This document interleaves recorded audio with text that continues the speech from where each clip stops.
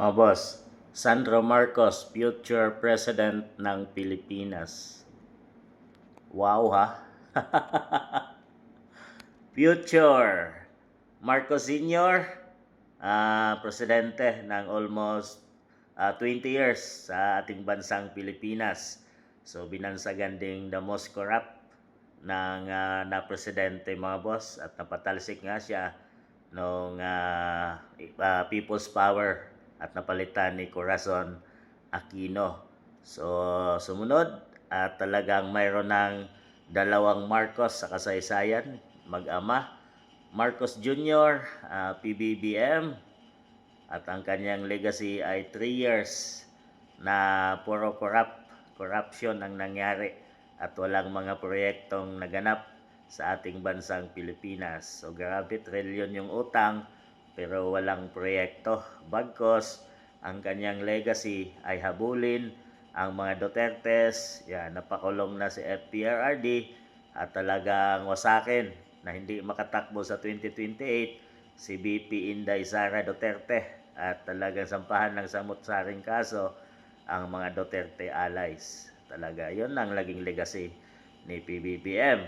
Pero ito si Sandro Marcos ay congressman ngayon at siya daw ang magiging future ng ating bansang Pilipinas. Future president. So mga boss, nakita na natin kung anong ginawa ng senior at anong ginawa ng junior. Ngayon, magpapabudol ba tayo muli sa anak, sa third generation, sa apo ng mga Marcoses, anak na PBBM, at kung siya man ang maging future, ay wala sigurong pagkakaiba. So kung ganito kagulo ang ating bansang Pilipinas ngayon, under PBBM administration, in just 3 years, ay ubos ang pondo at pera sa kaban ng bayan, ubos. At kung saan-saan na kinuha sa mga PhilHealth, sa SS, Maharlika funds, di natin alam kung nasaan. Gold reserve ng bansang Pilipinas na ibenta na. Pero trillions ang inutang, wala naman nakikita ang taong bayan ng mga proyekto mga boss. Bagkos, ang mga pinagkakaguluhan nila ngayon ay suhulan ng malimaletang pera ang mga congressmen at mga ibang politiko sa Senado para tugisin at talagang wasakin si BP Inday Sara para hindi na makatakbo sa 2028 at ma-impeach. Yan ang kanilang ginagawa ngayon mga boss.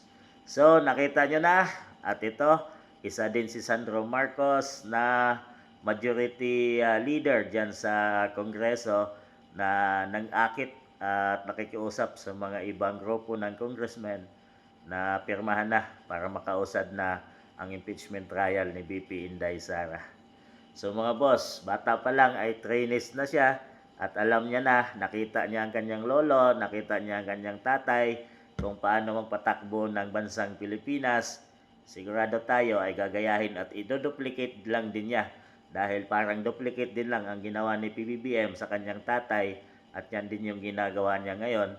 At siguro may third duplicate na pag si Sandro Marcos ang magiging presidente ng ating bansang Pilipinas. Kayong mga boss, iboboto nyo ba siya in the future na maging presidente ng ating bansang Pilipinas, or magpapabudol kayo muli mga boss?